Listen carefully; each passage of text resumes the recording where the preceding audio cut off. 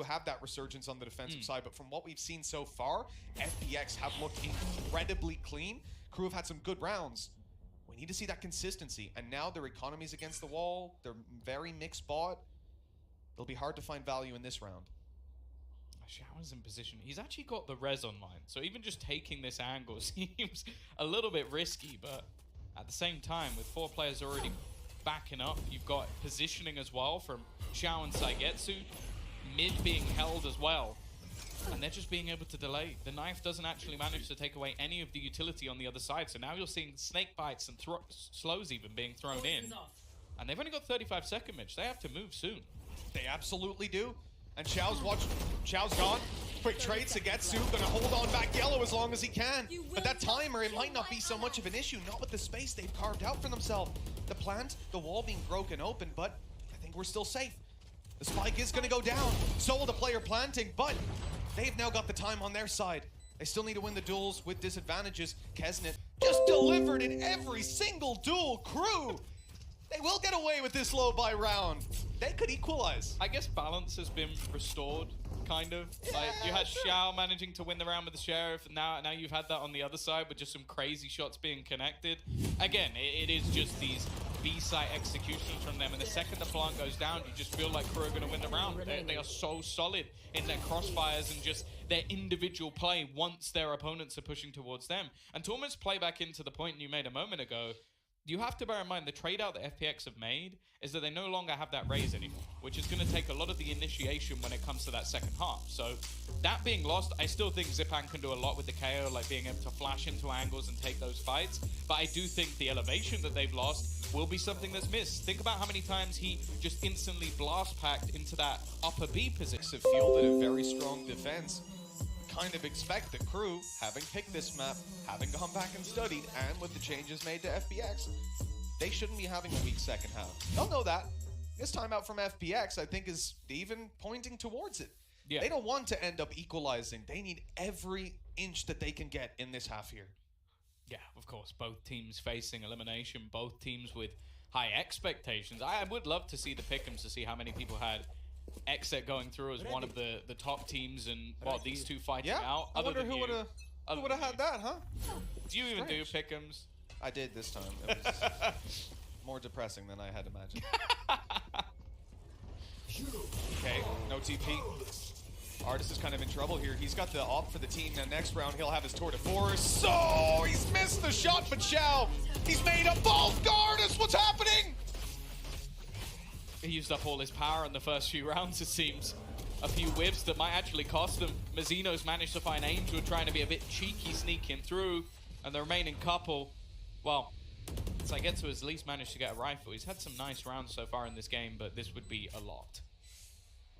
It wasn't pretty to start us out there. It'll be a completely different round that we're facing into. A few missed shots and leaves it down to economy damage, which the final round ain't gonna matter that much. Okay.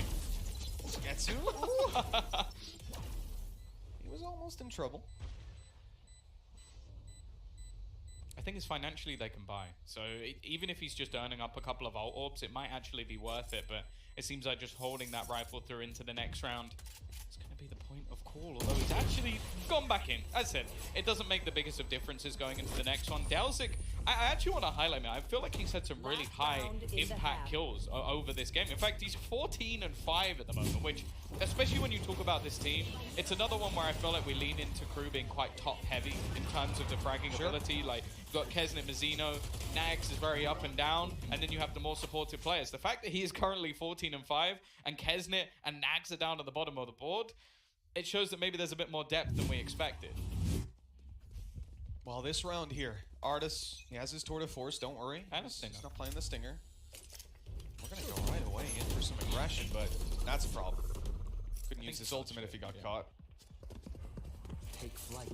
He got out of there just in time. But again, once they forced him back, that's where I feel like Artis hasn't had the same level of success. And I think over the last few rounds, Crew have done very well just to remove him from the scenarios he wants to be in. Like in the early rounds, think about how far forward he was getting his openers. Now, he has to TP away before he can even take a shot.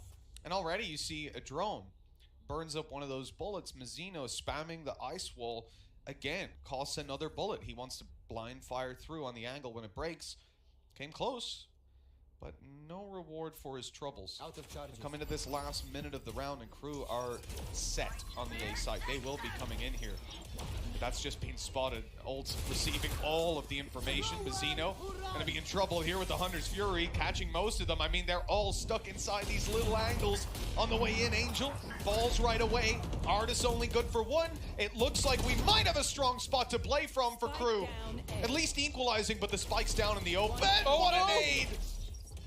He's gone down, and it leaves Mazzino alone. We saw him pull off a 1v4 versus team before. Two shouldn't be too difficult, but Saigatsu just about holds on to an advantage. It was a fight back from Crew all the way through that half, but what was looking like an incredibly dangerous position, Mitch, it's winnable. I thought maybe they could scrape together an okay round, but actually, an okay half. In the end, 5 seems like a pretty good recovery. I'm not sure about this next half, though. You know what? I'm sure our analyst desk is.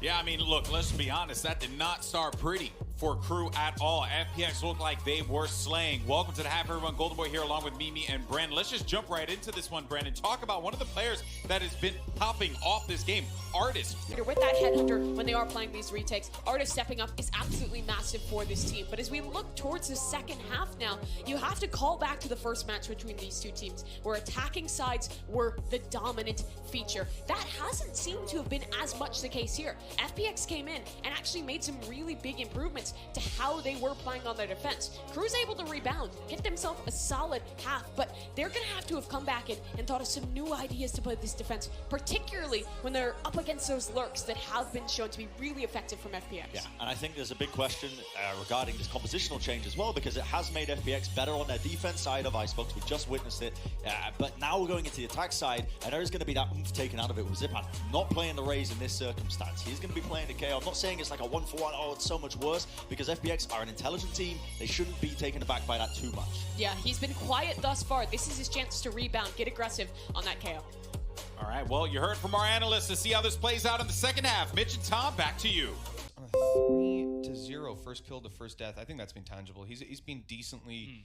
I think most of the time they were forcing him back with utility, so it wasn't they were killing him off, and I think the Crew made some decent... Meantime, though, a valuable pick for Crew, taking that headhunter out of play already. They actually gonna play around the wall. They're gonna aggressive. The flashbang through, but it doesn't catch Delzik. Even still, the trade back, but Mazzino keeps the advantage in their favor. Viper wall saving them a little bit almost. What a shot from Chow! The right click was working. Mazzino is able to return it and take that third kill, closing out the round and getting that much needed pistol for Crew to start this comeback. Yeah, I like the idea from FPX. Like, they try and catch them off guard with a little bit of aggression while they're caught breaking the wall, but I just think the flash didn't quite catch Delzik on the other side, and that was what made the difference. It gave just that little bit of extra time for Mazzino to get back into position, and wow, he didn't really miss from then onwards, and that's the thing. I don't think there are many players that you will find on this map in particular who play better than Mazzino. Like, he just seems so comfortable and already getting off to a strong start on that defensive side. A lot of the time, he's going to be that A-site anchor, causing issues for the team as they try to get in. So it'll be interesting to see if he's going to be able to move himself even further up the scoreboard. Snakebite to deny early control. Crew are looking to hold the spot on B. I know there's two players here now. If you're on the side of FPX, you know that you've just spotted a chamber. You had a snakebite come through moments ago, but they weren't ready for him to be tucked in that nasty little corner. Some more damage delivered by Delzik, and this eco not off to a fantastic start. They at least got the orb for their troubles. Yeah, and then they get slaughtered.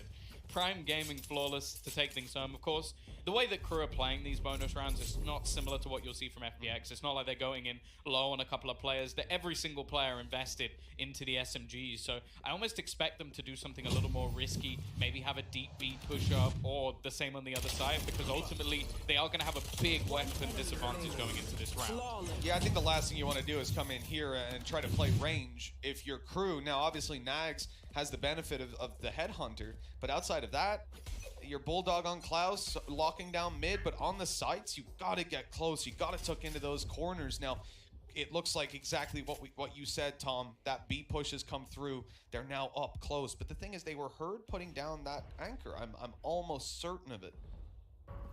Yeah, but the thing is, knowing he's there is one thing. Clearing him is it's going to be a very different one. Getting into that position is going to be difficult. You can already see the rest of the team just stacked up outside A, waiting for some sort of aggression. It's very patient from FPX at this point. A team very happy to hold on to their defaults. The fact is, though, Crew really aren't giving them anything other than that aggression onto the B side. It's actually quite a passive hold. They're reliant on Nags to get the job done. And it seems like he's going to have that first engagement, and he's going to win it. Was that the spike? That was the spike. Angel's being dropped the rifle on the floor, and well, the spike will be recovered as well. Now we move somewhere as FPX. I see players are actually creeping up on A. The spike being dropped and a little bit of noise made has dragged rotations. It's dragged a lot of rotations, Tom.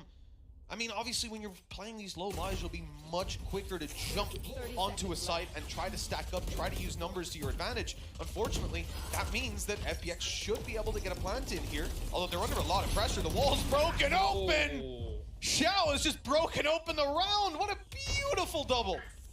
Yeah, they relied on Mazzino's wall to maybe try and push them into position. A nice couple of kills, though. Swinging back almost instantly. This round is looking far more competitive than maybe it should do, and the timing has worked out wonderfully for Nags. It's going to go down into the 1 versus 1. Saigetsu with a huge weapon advantage here, and only 5 bullets left to try and get something done with the Spectre. He's going to have to switch over to the Sheriff, but the shot's just not connecting. Needs 1 to that head, and it's going the other direction. Just 3 HP, and eventually, after the most awkward duel of all time, Saigetsu will get them an 8th, but it was not pretty. No, this might look like, you know, a round win on paper, but FPX should never have lost that. Is that going in the post-map highlights? Yeah, that whole duel. Just that duel. Take everything else out. Maybe some comedic music. That was something. Oh yeah, I like just the last few shots. Max runs out reloading. So I'll stare him down. I'll stare him down. He had a headhunter too, right? 2 bullets in it. I feel like that was maybe overlooked, but in the panic of the moment, that's understandable. 8-7, full buy coming through for both teams, but all their money is now on the table. This is the one that defines who gets that strong start, because ultis will start coming online, and if you've got those rifles for the next round, well, that's an inherent advantage your opponents will not have. Power of the Fade.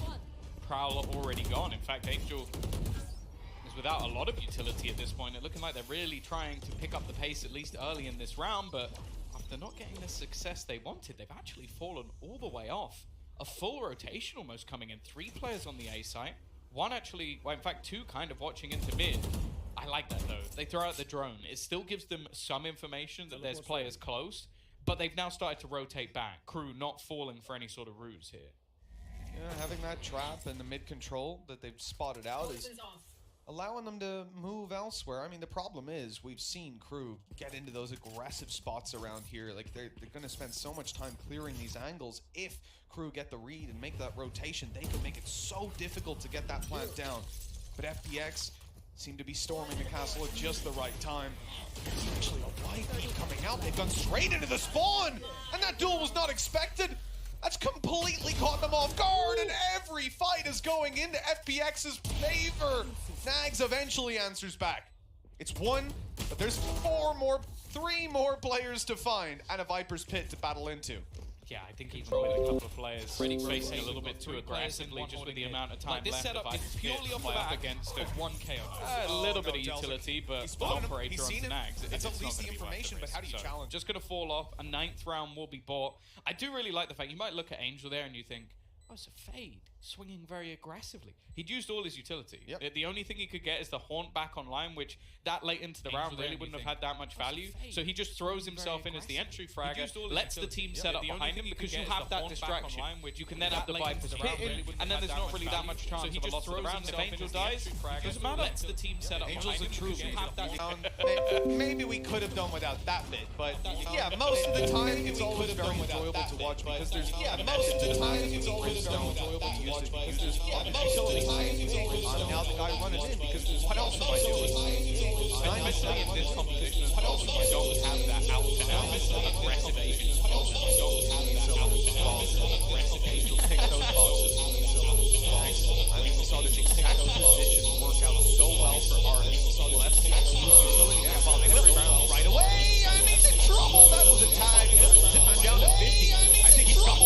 that situation smelling of roses. He should have smelled of something else. I think he's gotten out That of a situation half fight smelling of alongside roses. the He should have rifles they smelled of had. something else. We've seen the Stingers force up quite regularly around the corner Situation from smelling of the roses. Chilean He should have players, I smelled will something say. It's still going to be the setup into the A site. And there's a couple of players pushing very close through this, but they're going to be spotted up and have to fall back. All the control now taken. Artis up top. He's got teammates swarming the site. They still need to find those duels, carve out a bit of map control for themselves, and little do they know how many players are waiting or the dangers that are there. The op has picked another. This is starting to look pretty poor. FPX need to get a duel on their side. Pop the ultimate to try and bridge the gap slightly, but short of a big fight here and now, this is going to be tough to hold on to. The thing is the weaponry. There's a huge disadvantage at the moment for Crew. Well, Artis just turns it back into their favor. It's left all onto Mazzino. He gets the timing almost perfect, but Zipan once again, a triple, and he's had a few of those throughout this half. I believe the first half he was down on 8 kills, but They have to play from, but also one of the most dangerous. As you said, those ultimates for both sides are now online.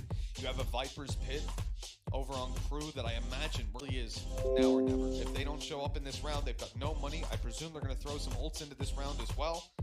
Even just Nags on the Tour de Force. This is their last time out as well, the final chance to level things out. Unless we end up in an OT or further. 3 rounds behind, it's not pretty.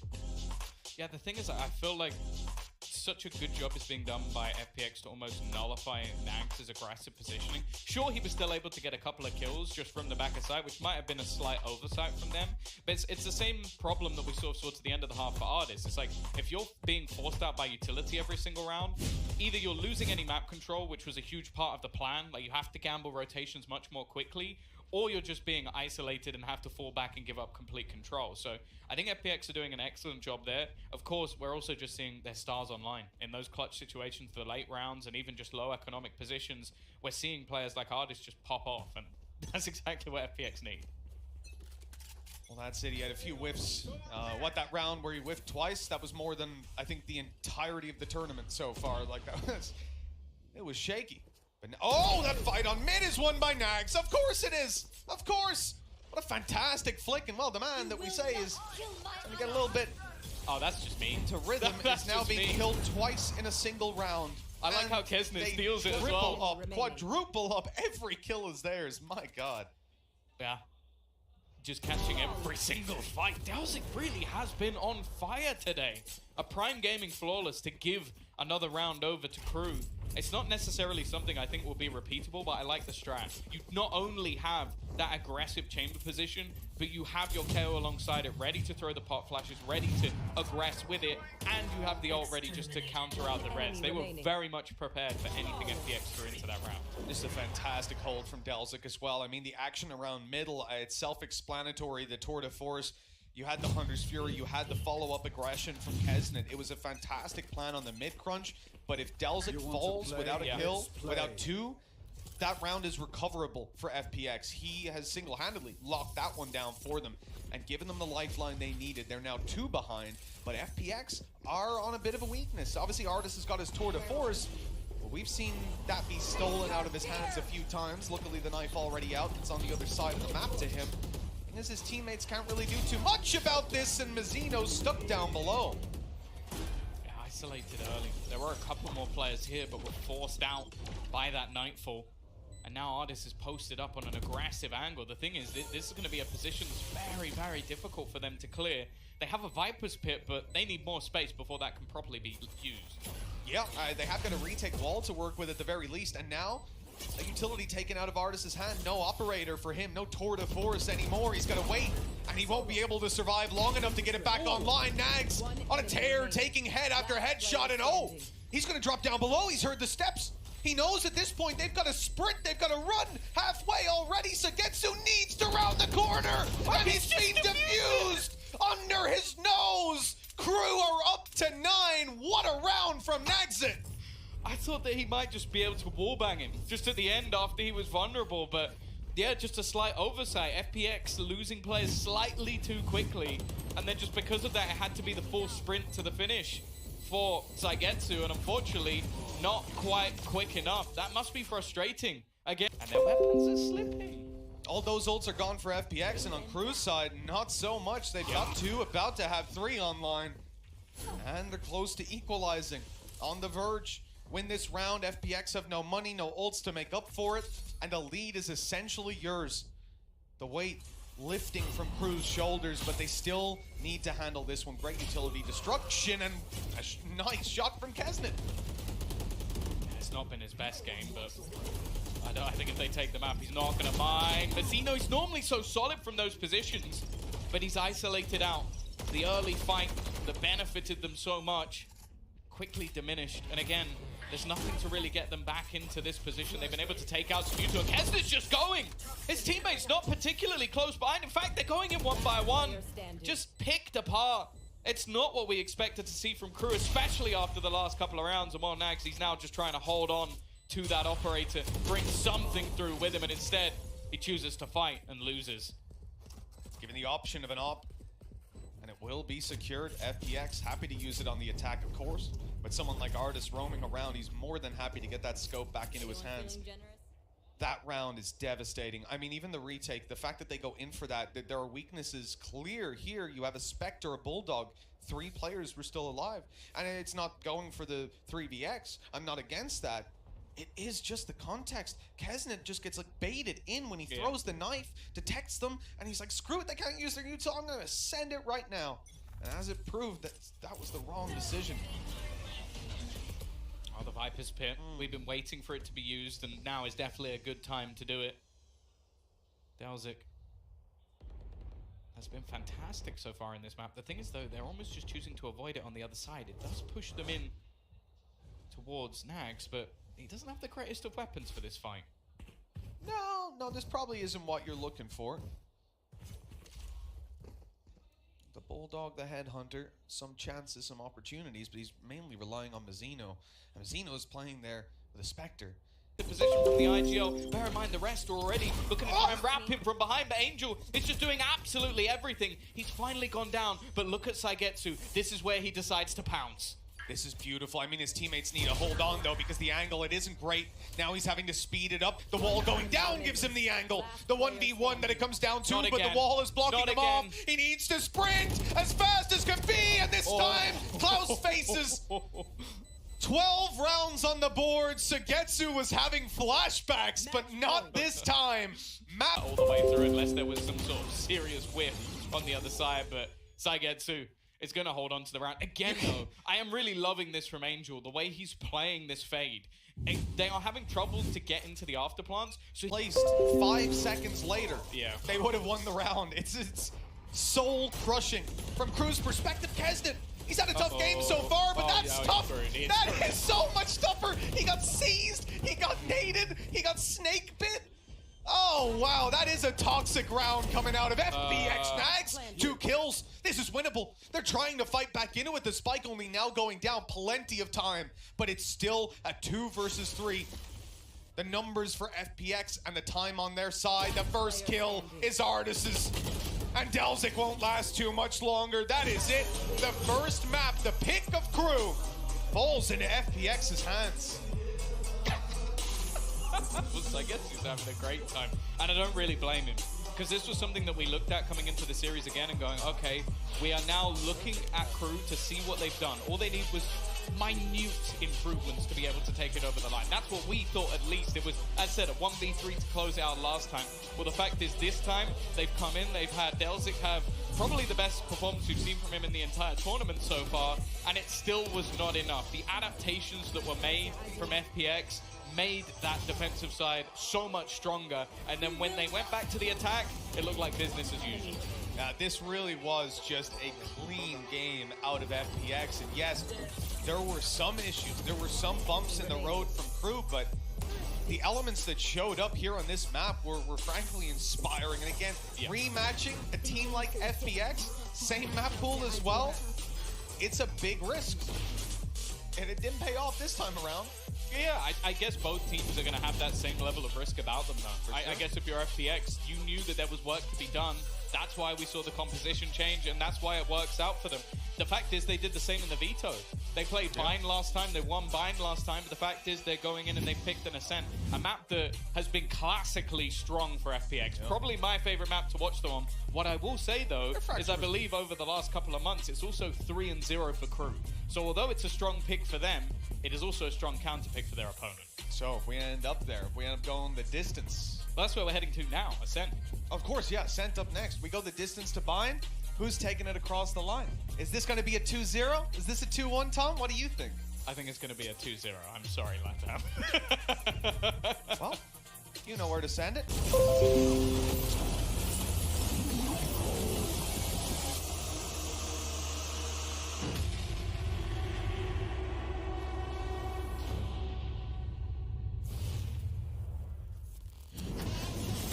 Red Bull Campus Clutch is back. Assemble your team and lead it to the World Final. Register now for your national qualifier.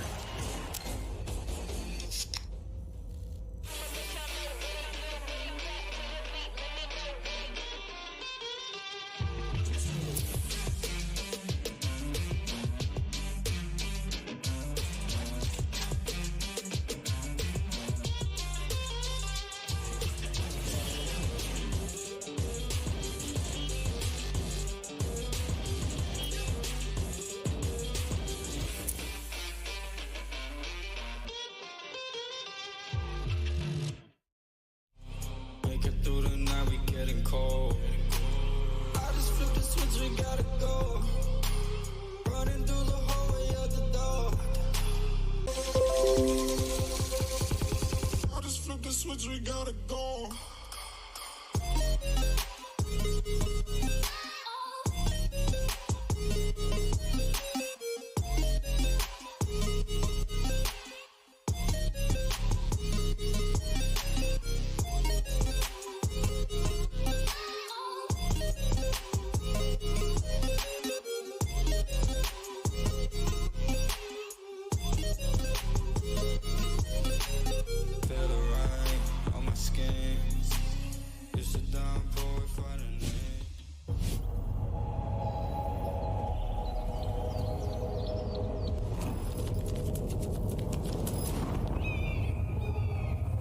Stop me.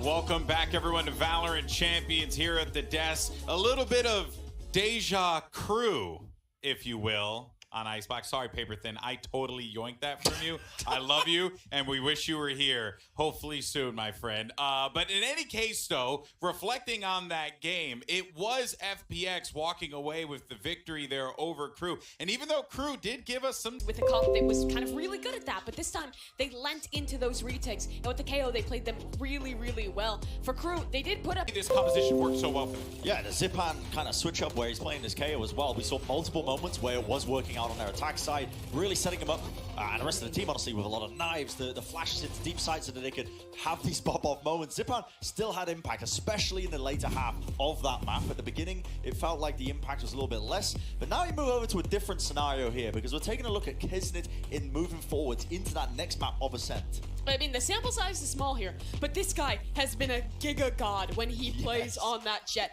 He is fantastic at the agent, and I think thus far his KO play, you know, you do see some of those stars that can pivot to the KO, do really well. I think Kessin has struggled with it a little bit more. He has his moments, but there's nowhere near the same amount of magic that he gets on this jet. And now, as we head towards a map on Ascent where he does tend to play that agent, it's a chance for a guy that very much was struggling in that match to maybe start to find that recovery for Crew. Yeah, I couldn't agree more, and I think that that is going to be part of the win condition here for Crew as we go into Ascent, which, by the way, didn't get to play last time. So who knows how this one is going to shake up here. But it is time for our Verizon high-speed moment of the match, and this one is going to go to Sugetsu. He had himself a pretty nasty play here playing around this ball. And Sugetsu, Brent, was just on fire this game. This play illustrates that perfectly. Yeah, there's some teams where, you know, you get a good game, a good match out of the support kind of players, but Sugetsu feels like a star player, honestly. Even despite the fact that he's playing, you know, Viper, Sage, whatever it is on a given moment, a given time of day, he really does feel like a star player who you're going to get those matches consistently out of him. And he was dominant from from top to bottom on Icebox. Yeah, this really did feel like the match of the Vipers. Delzik for Crew was having fantastic moments of his own, but it was definitely Sugetsu taking that top prize. And on top of that, as again, we look forward towards this Ascent match, his creativity will continue to shine through. We saw a couple cool little moments with the Viper tech peeking through the wall, good utility usage. It's exactly the same when FPX plays on Ascent, with him on that Sage, boosting up on the walls, showing us those cool creative moments. I mean, let's not forget, right, at Copenhagen, Sugetsu comes in, and this team just went on a tear. So it's very clear that this young man has such a profound impact on this team. But looking forward, though, you know, of course, we like to show you guys a little bit of the warm-ups in our AIM Lab shoot-around, and we actually have Cruz Klaus, who's going to be popping some bubbles here. But this is going to give us an opportunity, though, Brent, to talk about Crew. What they need to do as they get ready for this Ascent matchup. This is it. Do or die. Backs against the wall. All the generic phrases that I've said 500 million times on this dang show. But yeah, this is it for them. They have to go up now. It is the time to really step up for them. And I think, you know, it's interesting that we're going to Ascent as well. It's a map that Crew have played recently against Ursha, but they didn't play it in their match against FPX. The first time around, it was the third map, the decider. Didn't end up going towards it, but you're gonna have to see those big star performances. Klaus is gonna, I mean, clearly this guy's gonna be warmed up. I mean, just in the AIM Labs itself, this game. In general, is really important to be stepping up in these games, particularly if it's a match like the previous one with Icebox, where the stars like Kesnit are struggling a little bit. It comes down to those players like Delzik, like Klaus, when he's playing in these clutches, to be the difference maker in close matches. Yeah, and I cannot stress enough how much it is essential for Kesnit to have a good match now coming into this one, because we've highlighted the numbers. His Jet numbers